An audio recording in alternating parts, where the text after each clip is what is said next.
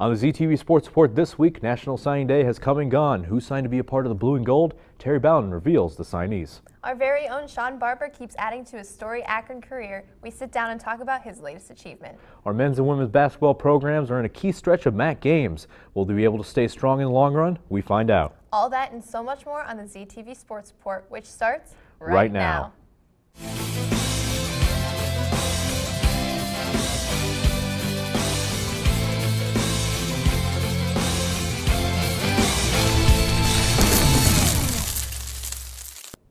Only weeks into the semester, but that is no excuse for a bevy of sports news. That's right, and no need to worry. We have all the news for this week right here. I'm Sartaj Ojala. And I'm Casey Hodgkiss. Kicking off our coverage, we have the men's basketball team where they face the Buffalo Bulls and Kent State Golden Flashes. With only a few games left in the Mid-American Conference play, these matchups proved to be pivotal for their postseason hopes. Let's find out how the Zips did.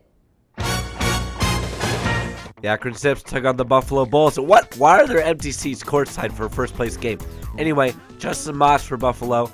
Huge 6'7", 240 forward. He could get anything he wanted inside here. Showed fighting through the contact, getting the and one, and Moss would have 16 first half points.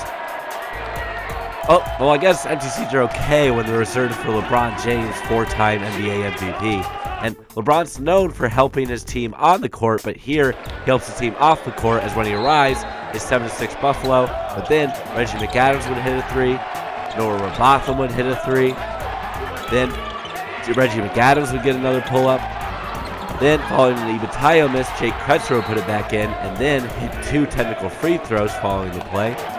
And Isaiah Johnson would put it back up and in, and all of a sudden, it's 20-11 Akron after a 14-4 run since LeBron's arrival, but Zips would trail by 2 at halftime. Second half now, Jake Kretzer would hit 2 threes consecutively, putting the Zips up, and it looked like it was going to be easy after a Quan Cheatham three, the nice post play from Pat Forsythe, but then Forsythe would miss the first half of the 1-1. Xavier Ford from Buffalo would have a huge dunk, and then a nice alley-oop to Ford. And LeBron, it's less than a minute left. Where are you go? Oh, beating traffic. All right, fine. Buffalo will get it to within 3, and here Xavier Ford has a chance to tie it, and it's up in the air. Oh, and ooh, just off the mark. Not really what you want. So now, just over 10 seconds left. Quan Cheatham Zips up by 3. Needs to make 1 of 2 to put the Zips up 4. And oh, okay, second one.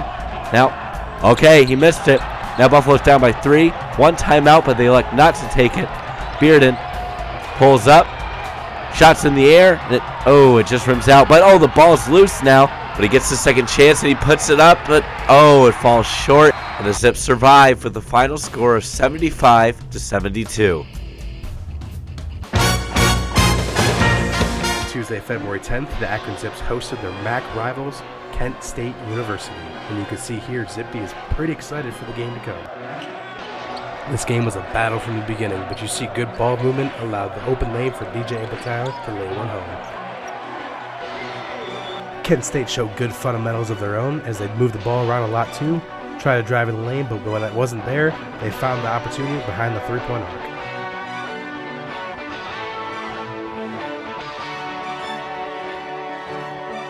Akron kept sharing the love by passing the ball around, making their opponents misstep, which opened up opportunities to score in the paint.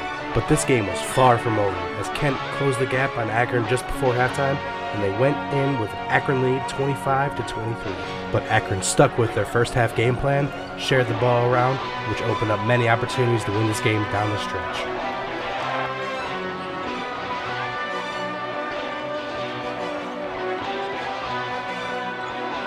Another key to Akron's success in this game was their second chance points and their points in the paint, as DJ Ibatayo takes this tip and puts it back home. But again, Kent held in this game pretty strong throughout the game, as you see they score their own points in the paint here.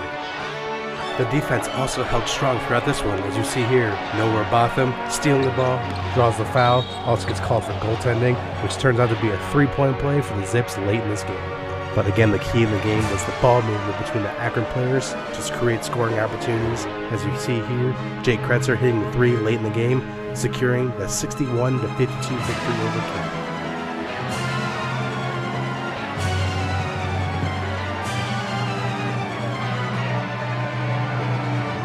And And Akron's lead performer in this game was Forsyth, who had 12 points and 5 rebounds. And for Kent, it was Devereaux, who had an impressive 20 points in this game. Certainly 2 quality wins for the Zips. The Zips have been in the top section of the MAC East consistently.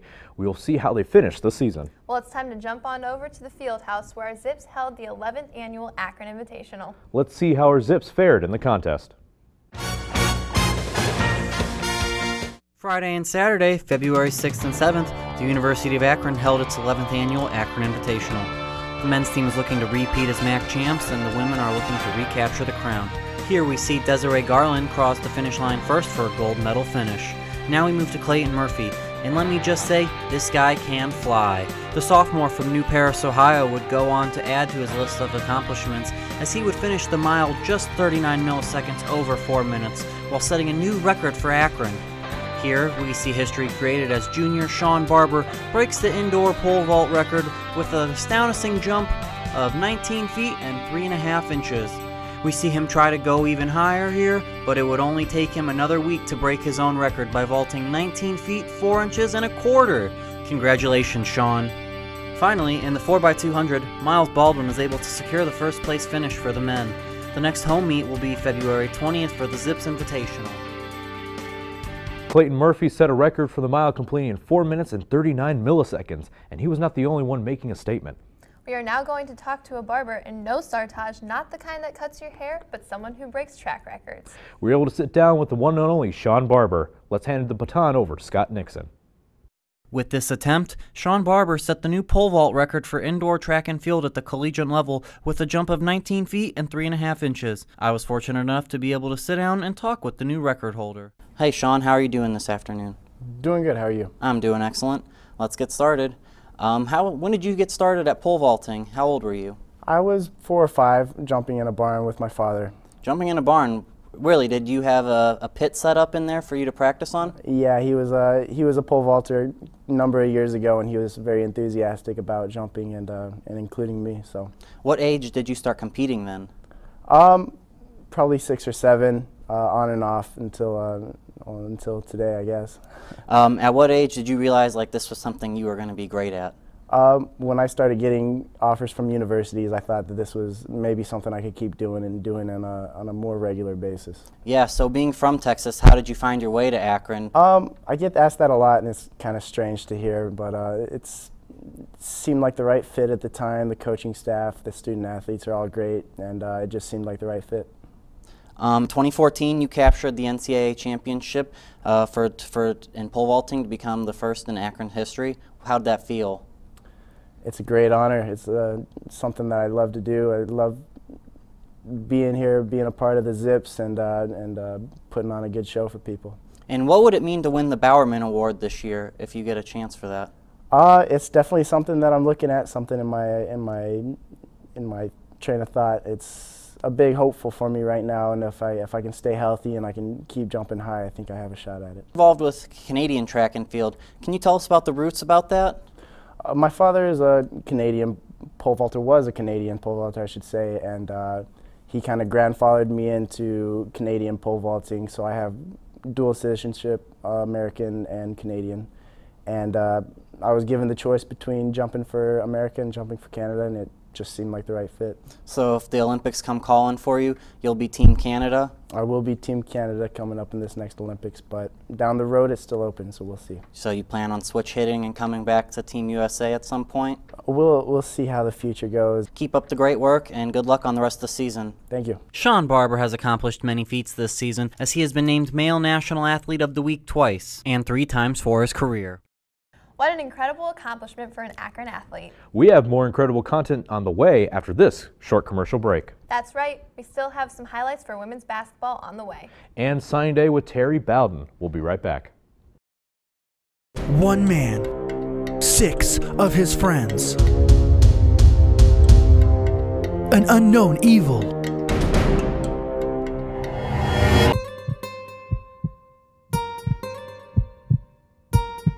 Can love prevail over adversity?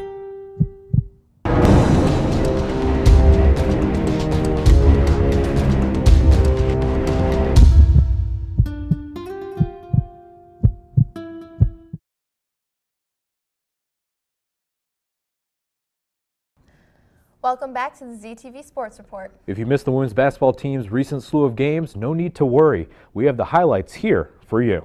Western Michigan, Buffalo, and Toledo were this teams trying to stop the Zips on their home court. It was a Mid-American Conference showdown, and James A. Rhodes Arena became the battle stage. Let's take a look.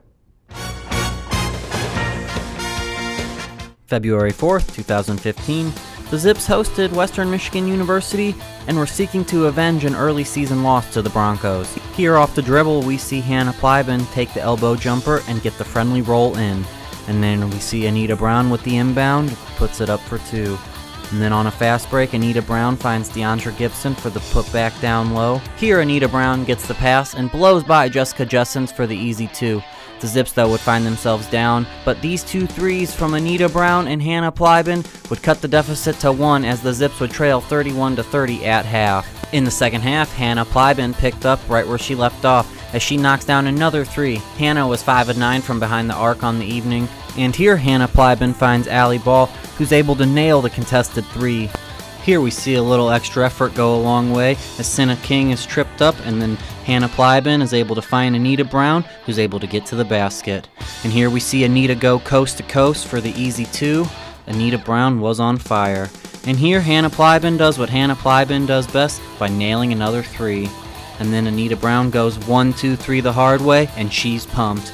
Here, Coach Cass draws up the perfect play as Senna King's able to find Hannah Plyben, who nails the three with just over 20 seconds left to give the Zips the lead. The Zips would go on to win 69-66. The big three for Akron combined for 52 points, while Markeisha Harris added 22 for Western Michigan. Starting off the game against Buffalo, DeAndre Gibson scores a layup. A long pass down the court to Buffalo's Krista Backus to Joanna Smith. The Zips' Katie Noonan reaches for a layup. A pass from Alex Ricketts to Hannah Plyben for a three that bounces off the back rim and finally falls in. Buffalo's Stephanie Reed whips around Ricketts to score a layup. A pass from Megan Barilla to Laura Hung, who decides to take a three. DeAndre Gibson whips around two Buffalo players and passes the ball to Anita Brown for the shot. Senna King takes the ball down the court and it's stolen by Buffalo's Karen Moss. Hannah Plyben once again makes a three. Buffalo's Kristen Sharkey pushes through and makes a layup. With minutes left in the first half, Hannah Plyben makes a three. Buffalo's Stephanie Reed ties up the first half 36-36. Carrie McMahon sees an opening and makes a swift move to make a layup. DeAndre Gibson makes an impressive three towards the beginning of the second half. Buffalo's Stephanie Reed makes a one-handed shot past Plyben and Gibson. Senna King decides against a pass and makes a three. A pass from Senna King to DeAndre Gibson for a layup past Buffalo. A bounce pass from Plyben to Anita Brown for a quick layup shot. Plyben makes another three for a total of 4 of 6 three-pointers. Buffalo's Krista Backus takes the pass, Anita Brown gets the rebound for the Zips and puts it back up for a shot. The Zips prevailed, beating Buffalo 81-70. The Lady Zips are back home on February 14th as they hosted the Toledo Rockets at the Jar for some action. Anita Brown dumps the ball off to Senna King, who put in the hook shot. For Toledo, J.M. Bravo Harriet makes the tough basket. The Zips, though, would score early and often as Carrie McMahon dishes the ball to Katie Noonan for the easy bucket. Allie Ball swings to King, who splashes in a three. Toledo trying to make a game of it as Inma Zangura hits the easy jumper. Zangura would then pick off a King pass and drive it in for the easy layup. Toledo had no answer for the Zips offense as Hannah Plyben splashes in a three off the DeAndre Gibson pass. Anita Brown driving right down the lane for the easy bucket, and Carrie McMahon hits a shot over two defenders. DeAndre Gibson hits a deep three of her own off a Hannah Plyben pass. Here, Senna King is able to clean up the Hannah Plyben miss, and Carrie McMahon drives it into the lane, stops on a dime, and makes the tough shot. McMahon would finish the game with 16 points. King, continuing her excellent game, hit another three. The Zips would lead 45-28 at half. Toledo starting off the half as Inma Zangura hits a deep three. Hannah Plyben with the miss, but is able to get her own rebound and put it back in. Plyben would finish with 17 points. Senna King off the inbound pass hits the jumper. King would finish with 19 points. The Zips with some fancy passing set up the easy bucket for DeAndre Gibson. The Zips win this one 82-56. Senna King with a dominating performance grabs a double-double with 19 points, 14 rebounds.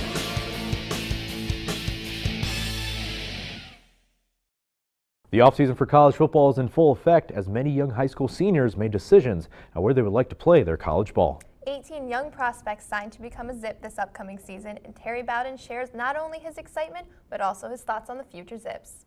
These are the players, the newcomers, the players that you haven't seen yet that we think that's going to make our program even more exciting as we try to take it to another level.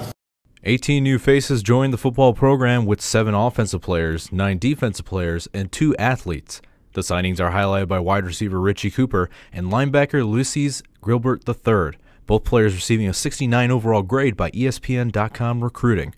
While emphasis on defense was apparent with this class, head coach Terry Bowden highly mentioned the receiver position. I think Jaquavis Dixon is as a pure receiver. I think he's going to be a receiver. Ray Smith as a sophomore at Apopka. Now, Apopka's probably won 5, 6 state championships in Florida at one of the highest levels.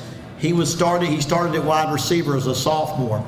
I think wide receiver, when you lose Zach Durazio, LT Smith, and you got some guys coming in, they're very talented, but I think if I was a young freshman and I had great talent, that's probably where you'd say that what's the earliest chance he can help this football team.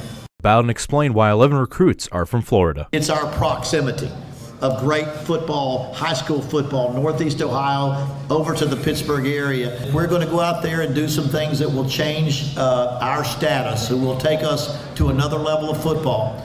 They go down to North Florida, South Florida, and with their great speed and their great football down there. With many signees joining the Zips, there's a chance redshirt options can still be used. Sometimes a red shirt is the best thing. You practice, but you don't play. You don't worry about having to win the game for the team that first year. They're more likely to redshirt a high school freshman at 18. The Zips also already have an internal goal set for next season. We have to create inner competition. There's got to be a great sense that I want to be the best at my position.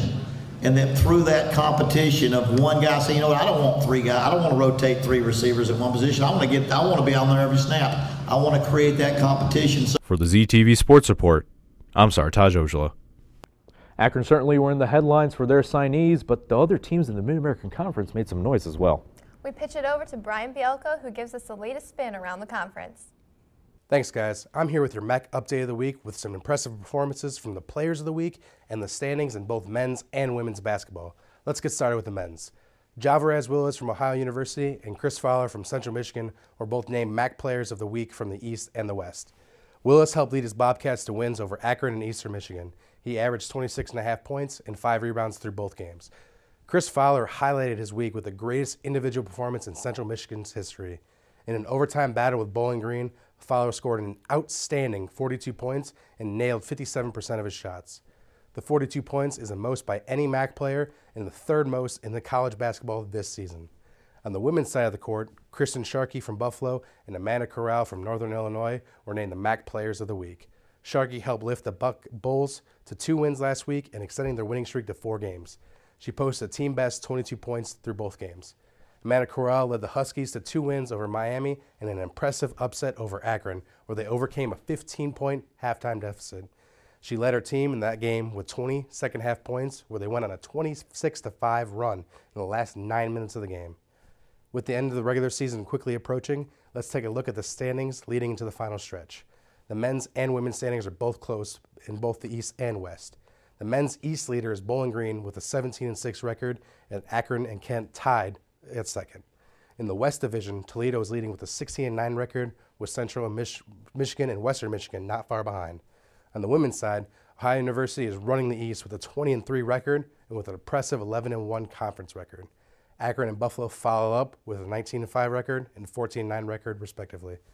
For the women's West basketball, Ball State is in first with a 13-10 record, and Western Michigan and Toledo falling in second and third. This has been your MAC Update of the Week. I'm Brian Bielko here in the ZTV control room. Back to you guys.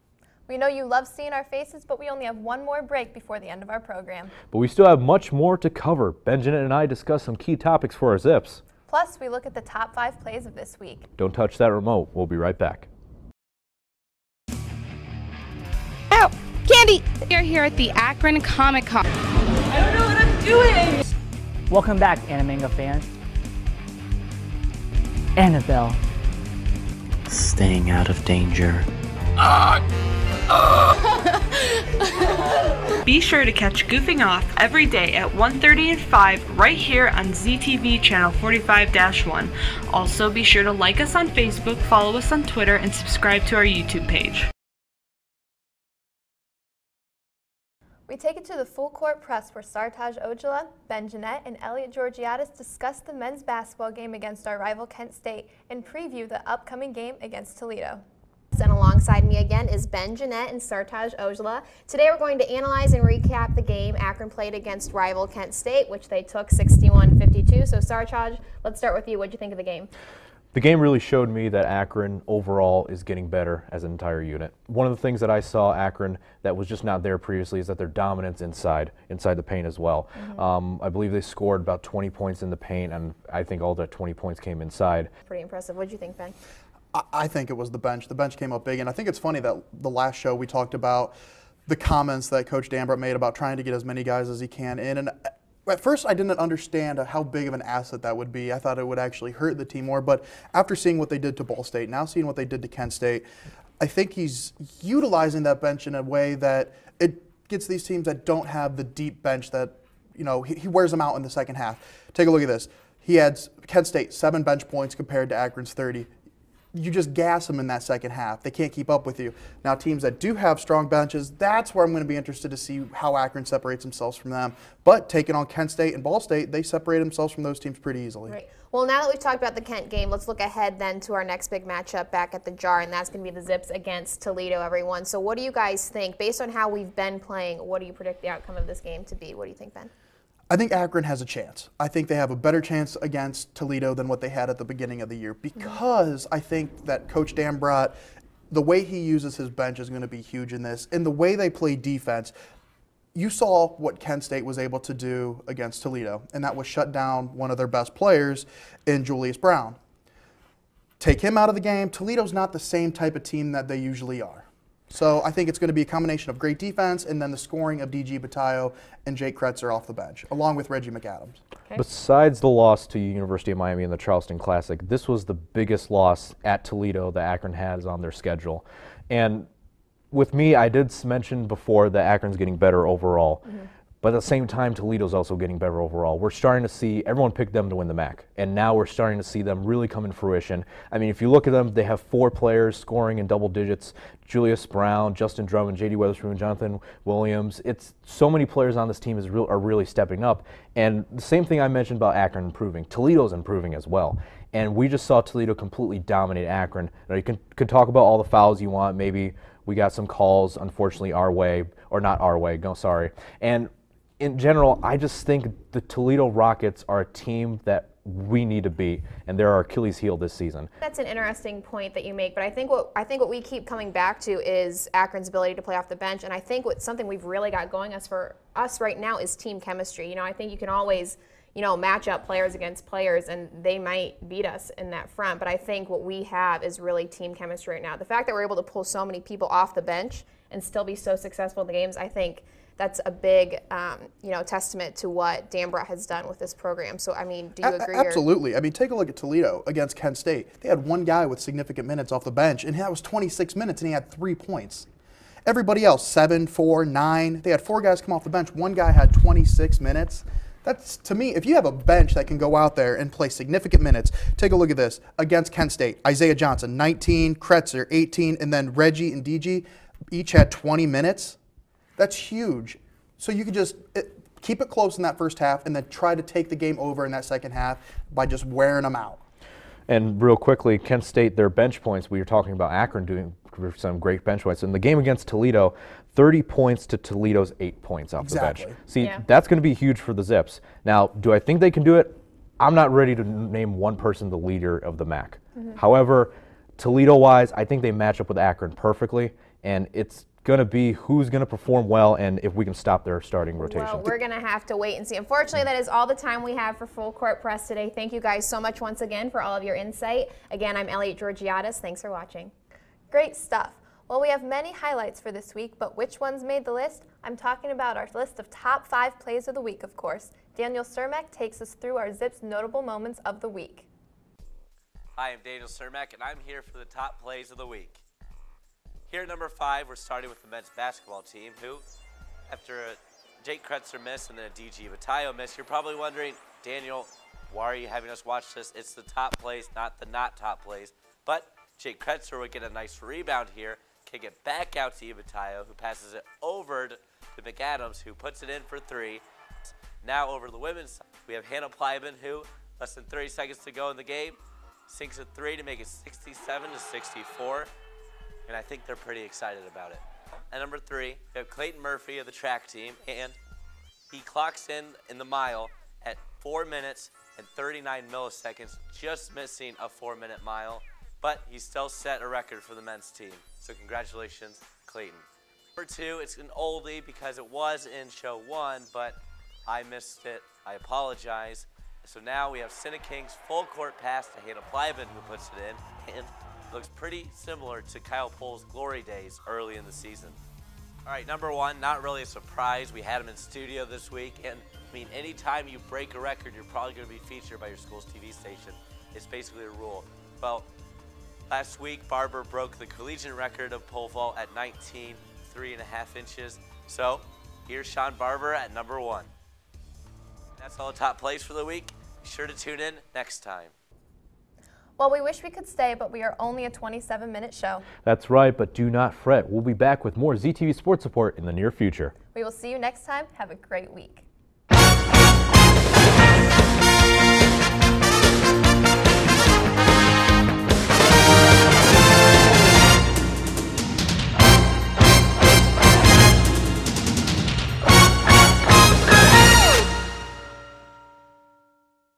This program was produced by ZTV at the University of Akron. To find out how you can make Emmy-winning media, visit the UA School of Communication online. ZTV. Make media. Make a difference.